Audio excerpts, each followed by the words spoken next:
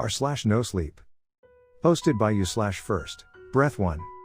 I attended the Sleepaway Camp Massacre of '03. Part 1. I, Max Gelman, encountered the killer and somehow managed to survive the weekend. It's hard for me to say that I'm a survivor. 4 kids died. 4 kids under the age of 12 went away to sleepaway camp with the hopes of meeting new friends and they never came home. Now I get to walk around claiming that I survived something, mostly by hiding. I have never told my story. Until now. Truthfully. It has been therapeutic to do so. More therapeutic than the years of group therapy and medication. So if my grammar isn't perfect, or my writing is shit, I apologize, and thank you for the opportunity alone. It helps to be heard. Here we go. I hated sleepaway camp. I hated it when my mother made me attend from ages 13 to 15. I hated it when she insisted I get a job there at 16. I hated the bratty kids. I hated the dark woods. I hated the smells.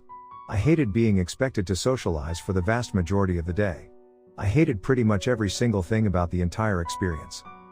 But I didn't hate the fact that my father promised to buy me a car if I went. It would not be a great car, mind you, we weren't rich. It actually ended up being a used Honda Pass from a decade prior. The windows were locked closed. The air conditioner didn't work. It had a distinct smell of onions, for some reason, but, hey, wheels were wheels. They might as well have been wings at that point. And so I agreed to their demands, begrudgingly, with the promise of my first solo road trip set in my sights. I left for Hartshorn Park sometime around 8 on a dreary May morning. The drive took me from the New Jersey coastline to the barren and empty woods of central Pennsylvania. It rained throughout the whole trip, but I still enjoyed every minute of it. I stopped and picked up smokes and snacks along the way. I sang along to all my favorite CDs. I called into a couple sports radio stations, like my dad always did. Before I knew it, I arrived after 5 to the worst mistake in my life. Hartshorn sat in a loosely populated county smack dab in the middle of nowhere. 20 miles of trees surrounded the campgrounds on every side. The park itself offered 2 freshwater lakes, 2 different playgrounds, and 9 different cabins. It was beautiful. I can still say that. Even now. I was late to the party. So late, in fact, that as soon as I pulled into the parking lot, I caught a group of kids my age already gathered by Lake Awanta. I suddenly remembered being told that counselors were instructed to show up at 3 for orientation. Panic crept in as the potential for being singled out rose exponentially. Great. From the center of the gaggle sprinted a particularly annoying 23-year-old named Adam. I recognized him from years prior and groaned audibly. Adam was always the overachieving type. The new job as camp lead fit him well. The lanky jerk jokingly jumped in front of my car while I slammed the squealing brakes and cursed under my breath.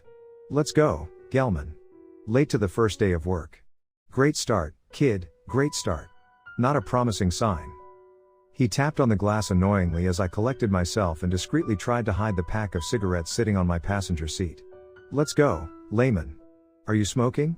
You're underage, kid, by a long shot. You shouldn't be smoking. Who bought you those? You won't be smoking on my watch. Toss 'em.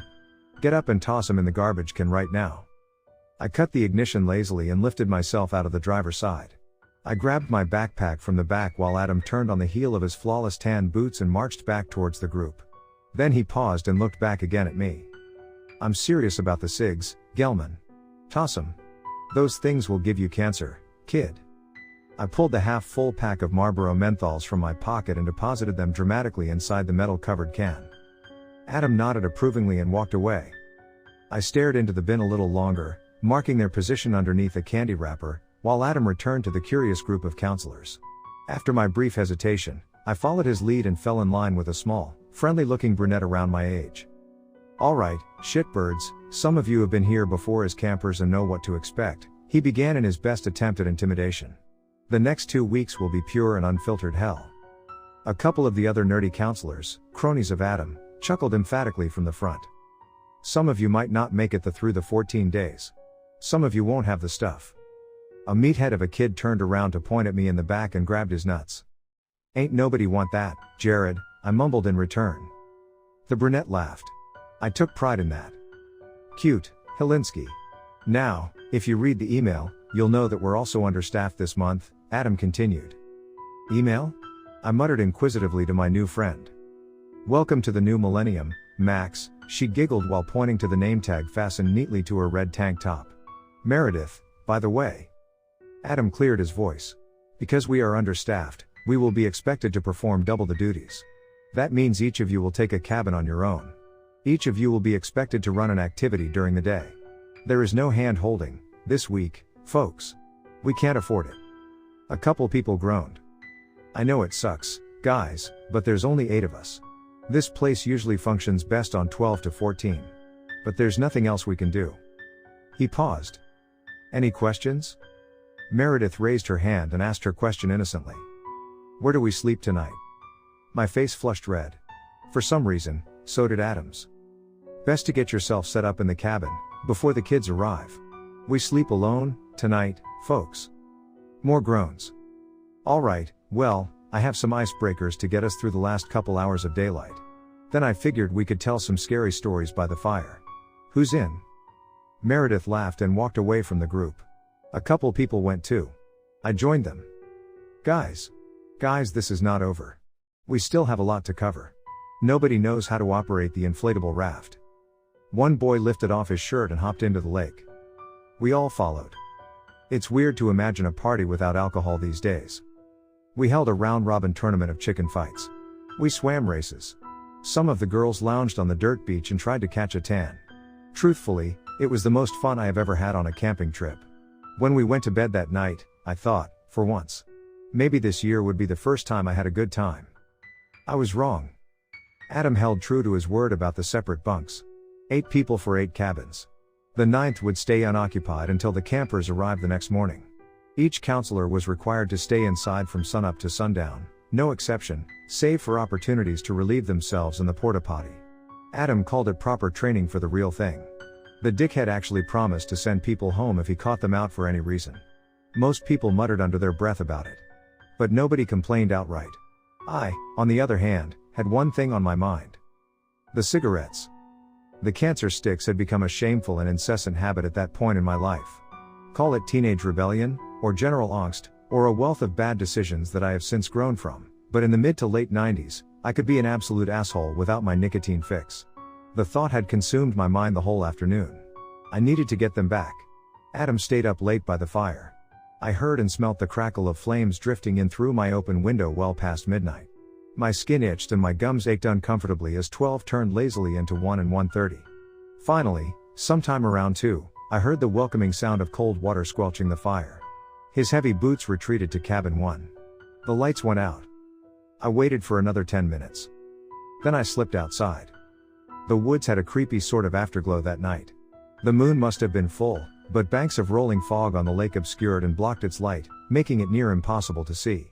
I soon found myself reaching out with arms in front, guiding myself through the close-knit trees, reaching for the freedom of the stupid parking lot. I found it after 20-minute search. A dim streetlight overhead illuminated the spot like a video game. I walked over to the garbage can, moved the expectant candy wrapper, and found the green pack of menthols sitting exactly where I left them. Jackpot. Within seconds, I pulled the thin wrapped tobacco out, sparked it, inhaled, and let the warm rush of relaxation wash over me. The itch on my arm started to fade away. My head suddenly felt airy and alleviated, the way it always did after a long gap in smoking. The day's troubles melted behind the burning paper and chemicals. I looked around as a warm breeze brought a flutter through the trees. I appreciated the beauty of the place for the first time. The lake sparkled and shone through the gaps in leaves and swaying branches. Bits of still flowing raindrops glanced off leaves and formed puddles in the lightly paved street. Even the mist started to lift, a bit. Only one thing seemed out of place. A blue shape to my right, 30 yards through the trees. Out of nowhere, a flashlight turned on, right by that area. The shock of that light made my heart thump through my chest. Shit. Hello? I called out. Adam, I just had to take a piss, man. I went for a walk. Nobody answered. Adam? You out there? Nothing. I dipped into the pockets of my baggy jeans and pulled out my own flashlight. The stupid thing took a minute to kick on. I had to smack it a couple times and switch the batteries. After it finally turned on, I shined the beam right in the direction of the incoming light. Seemingly in reply, my partner in the distance went dark. To be honest, I didn't really expect anything sinister. I thought it could be Meredith, or one of the other counselors fucking with me, or maybe Jared and his cronies. I checked my flashlight again and dipped it through the trees. I called out in my most intimidating voice. But the hint of blue stayed absolutely still in the exact same spot. Nobody replied. I waited a couple minutes. Then I ditched the smoldering cig under my boot, lit another, and walked back towards the campgrounds with a quickened pace. Something followed me. I couldn't see it, but I could hear the rustling in the trees. It couldn't be the wind. Something loud moved a particularly heavy branch to the left, which caused it to recoil to the right, and smack into another tree. My nerves finally started to agitate. I felt the hairs on my neck stand up. This isn't fucking funny, I yelled with false confidence. And then, somebody started to moan. Look, I know this sounds fucking bizarre, but this is what happened. It was a human, male voice. There was nothing supernatural to it whatsoever. That moan told me one simple fact. Sitting 20 yards away behind a bush, a man in a blue sweatshirt was watching me, and getting off, in the middle of the woods. And so I ran. I sprinted so fucking fast that I did not care if anybody heard me. I did not bother to look around or behind. I could still hear the guy following me. A flash of blue showed up in my peripherals just before I dove into the center of the campsite and slammed my body up against Adam's door. Adam, get the fuck out here, right now, I screamed. Adam, this is an emergency, wake the fuck up. I turned around and looked wildly into the woods. Nobody was there. Adam answered the door in his boxer shorts. Is that you, Gelman? I can't see anything. Somebody took my glasses. I quickly tried to explain everything that just happened. Minus the cigarettes. Bullshit, you went for a walk. Alright, calm down. Where did you see him? I pointed to the winding path that led to the parking lot and kept blabbering. Adam walked right by me. Did you leave your jacket by cabin 9? He asked. I shook my head. Adam pointed groggily to the last cabin on the premises. What's that? Sitting just outside the door handle was a light blue sweatshirt. I checked my watch. 3 a.m. The kids arrived at 8. I survived the sleepaway camp massacre of 03. Part 2. 3:15 in the morning. Adam gathered the camp counselors around the lit fire pit. He waited and tapped his heel for a moment while the groggy lot assembled in a line. We must have looked like soldiers awaiting orders, because he marched back and forth in front of us, with the blue sweatshirt raised idiotically over his head, kind of like a flag. Alright.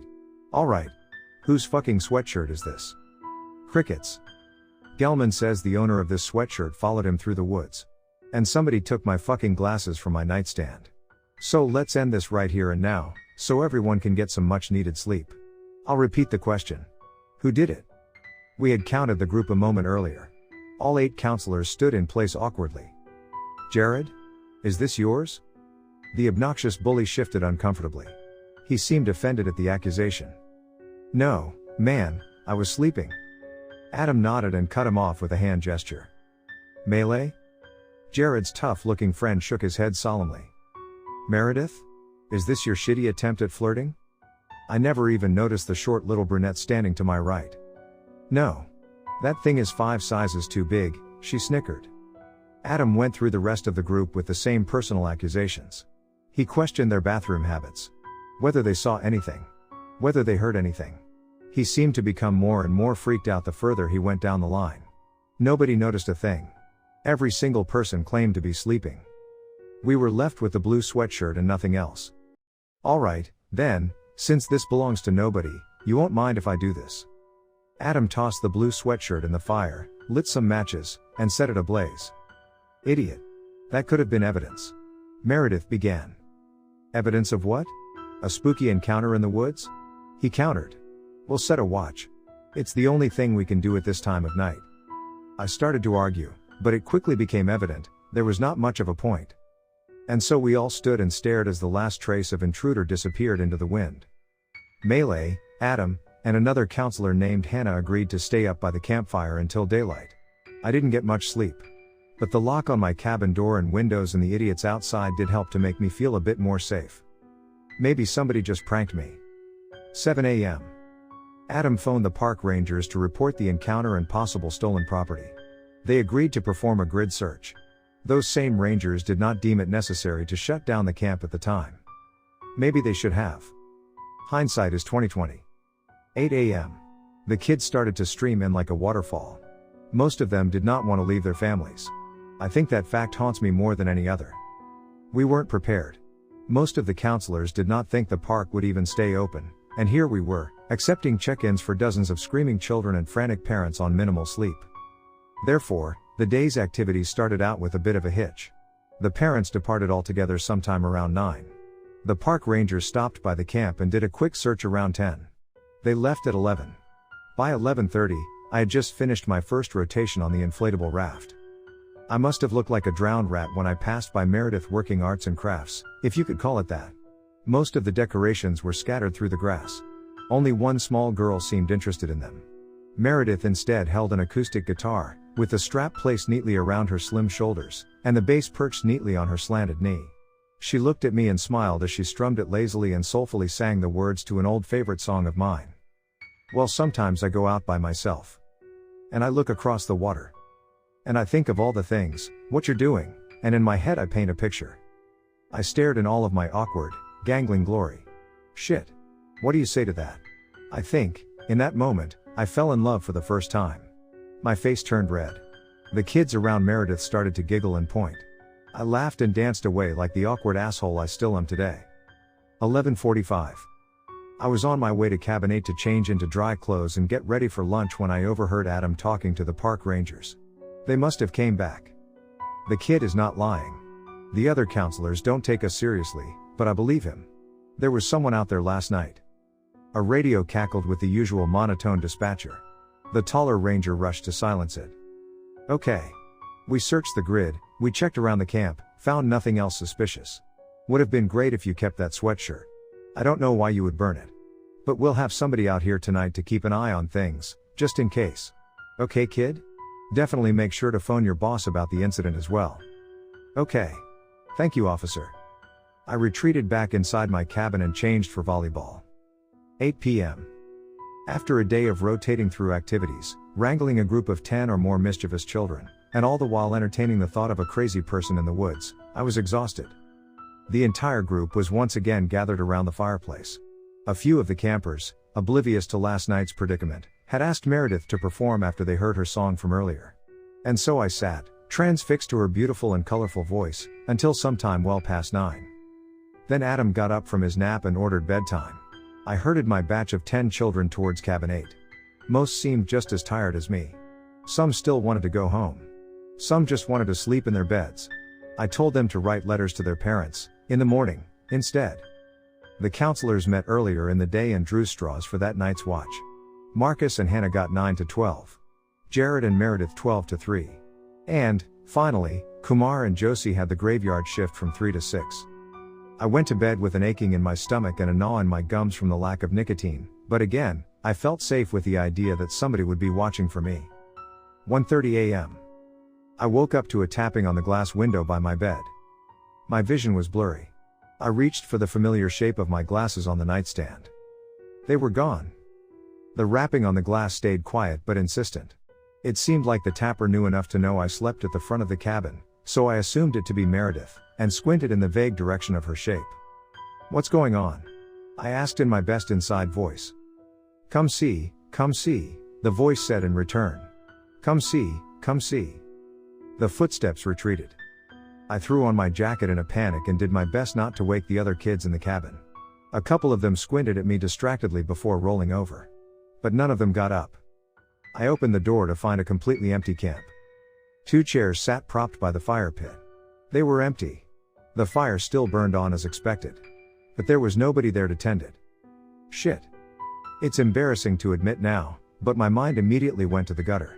I thought maybe Jared had worked his jock charm on Meredith and won her over. Maybe they snuck off somewhere to hook up. Maybe they found the new hiding spot for my cigs and smoked them all. My depression turned to anger as another possibility crept into the back of my mind. Maybe she didn't want to go with him. Maybe this whole thing was caused by Jared all along. I darted towards her cabin, number 7, and knocked on the door as quietly as possible. Nobody answered. I tugged the handle and found it unsurprisingly unlocked. I was greeted by a gaggle of blurry children.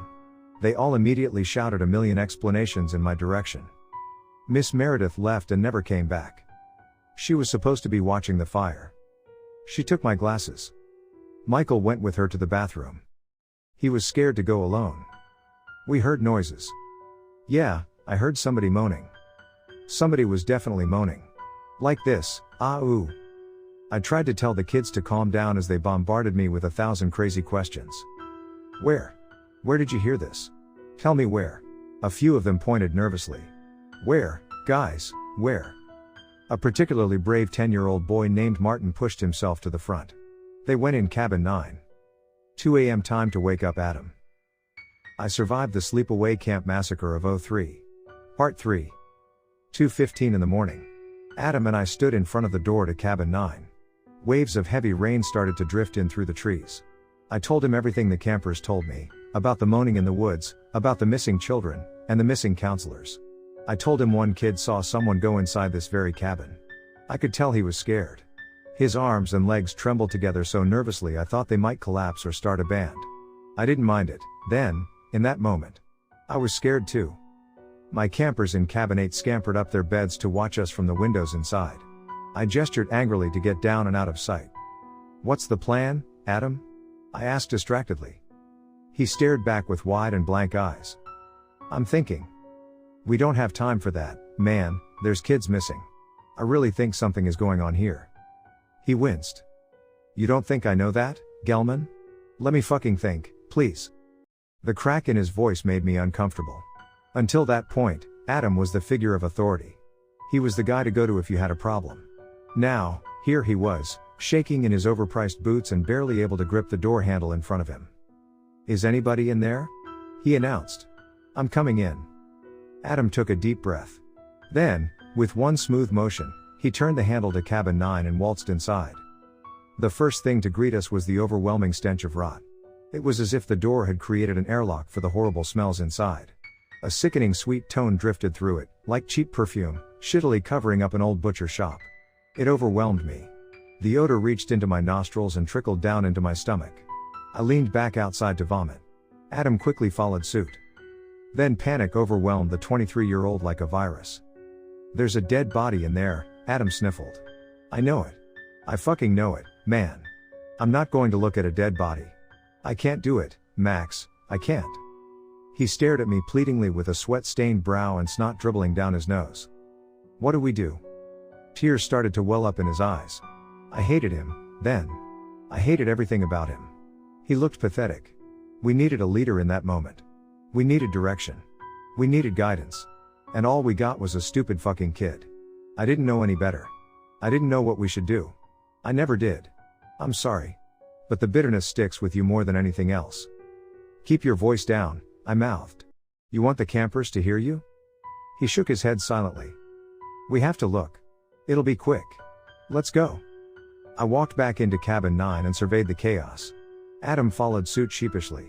10 different bunk beds lined the sides. Nothing about that seemed unordinary. But the fact that every single one sat adorned with twisted sets of sheets and dirty pillows creeped me right the fuck out. And the filthy clothes on the floor suggested something far more sinister. Somebody has been living here, I whispered in disgust. Did you check this fucking room before people got here? Adam shrugged despondently as his wide eyes surveyed the scenery. No. Supposed to be empty. Unbelievable. It took me a moment for my weak eyes to adjust. There were no lights in cabin 9. The moonlight through the open door did all that it could. I went to check the beds before Adam's weak voice whispered like a child's. Look. Look, man. Glasses. I followed the direction of Adam's outstretched finger. Sure enough, sitting on a desk in the back corner were a neat row of eyeglasses. 5 in each row. 3 rows. We need to call the park rangers. I started. He stared back at me. Adam, do you hear me? We need to call the rangers. Okay. Go do it now. Okay. He shuffled aimlessly for the door. I could not blame the guy for his reaction. And I cannot fathom the guilt that sits over his head to this day.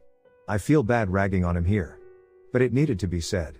This is my story, after all, he can tell his. There was one more mystery left to solve in cabin 9.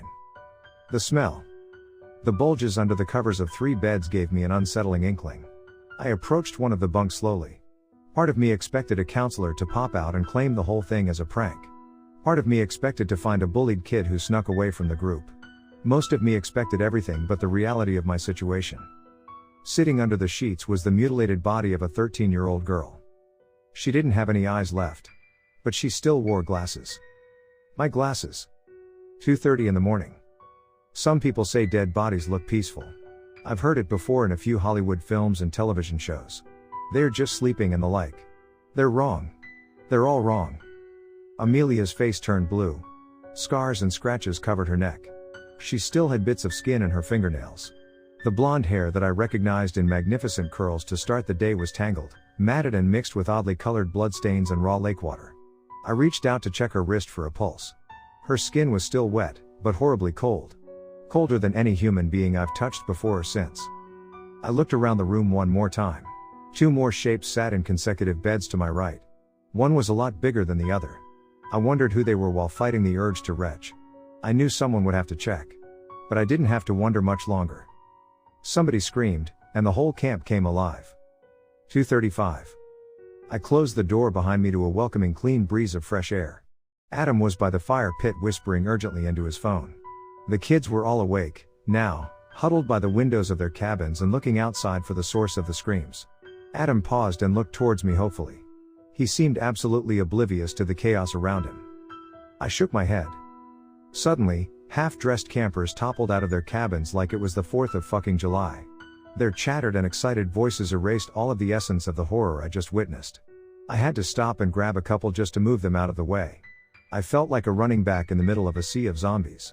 Maybe that doesn't make sense. I'm sorry. It's the way I remember it. Shock can do that to a guy. The counselors rubbed their eyes and shouted questions at me through the chatter of their tiny little voices. What the fuck, Max? Who is screaming? What do we do? Everyone looked towards Adam for instruction. He hesitated. Then he put his hand over his ear, turned around, and yelled something stupid back into the phone. Fuck. Keep everyone away from cabin 9. No one goes in, I yelled. Melee, come with me. 2:40 in the morning. Have you ever yelled across a lake? Voices have an awkward way of traveling across flat water. Sometimes, if there is nothing to obstruct the sound, someone that's actually very far away can sound very close by. Meredith and her abductor sounded like they had to be within the campgrounds. We were sure of it. But, by the time we arrived, they were actually quite far away. 200 yards, to be exact. Directly across from us on the opposing waterfront. Meredith was in the water. But mostly under the water. Her twisted body bobbed up and down like a tiny little rag doll. Her gasping voice came in breaths of heaving anguish that dipped in and out like a skipping record player. She tried to scream for help, from someone, anyone, but nobody was there to give it. Her voice became weaker and weaker. Her limbs started to thrash less. Then, as suddenly as it started, peace. The man that held her was enormous and relentless. He looked straight ahead the whole time. I couldn't see much, so, sometimes I wonder if he was looking at me. Sometimes I know he was looking at me. Melee started to swim. I knew enough to know there was not much of a point. Meredith died at exactly 2:44 in the morning, by my best guess. Her body sunk to the bottom of Lake Awana like a lead weight. Her killer disappeared behind the tree line before Melee even made it halfway across the lake. 2:30 p.m. January 10th. A long time later. Have you ever noticed that some of society's most fucked up individuals are referred to by 3 names? Mark David Chapman. John Wayne Gacy. James Earl Ray. Lee Harvey Oswald. John Wilkes Booth. You get the picture. The man who murdered my friend and 2 innocent campers had 3 names, too. But I won't give that shithead the post-mortem satisfaction of listing one of them. So let's just call him the Devil. The Devil was charged with first-degree murder of his mother in the spring of 1984. He escaped from a nearby prison in the summer. He was never found. For years and years, he was never found. The reason for his elusiveness seemed to stem from an extensive knowledge of the wilderness. You see, the Devil was raised by his mother, a blind woman of advanced age, in the woods of the Northwest Territories. He murdered her after an argument on his 40th birthday. Some say he cut out her eyes, too, after he died. Some say he wanted to cure her by transplant. But that's all conjecture, I think. The police report says she died of blood loss. The investigating officers believe the Devil returned to Canada after his escape. They even had several leads which pointed in that direction, including bus passes, sightings, and credit card charges. Nobody thought he would be crafty enough to hide 50 miles away. As the years dragged on, Interest in the case faded away. The remaining investigators shifted their focus elsewhere. And so the killer stumbled onto our humble little campsite, 50 miles away from the prison. It is impossible to say whether he watched us before. I think about that a lot. Whether he knew me, or stalked me, as a young camper of 13 and 14. Whether he watched the thousands of kids that passed through that camp during that time period. The park rangers found a makeshift home located several yards behind the parking lot. It did not look permanent. Cabin 9 could not have been occupied a month prior, during maintenance season. They believe he moved around a lot to stay off the grid. They believe paranoia, alone, kept him alive. I'm not as convinced. But that doesn't really matter. The devil passed away that same night. He was never apprehended while alive. He died the same way he lived. Alone in the woods, wrists slit, and eyes cut out by a rusted knife. So there you have it. The names are somewhat changed. The dates are mostly rearranged. But the story remains the same. I, Max Gelman, survived the sleepaway camp massacre. So when you're alone tonight, and looking to unwind, sing yourself a sad song for Meredith. Something soulful and smoky, like she would have liked. Maybe even something with a corny little rhyme. Her name is the one that should be kept alive.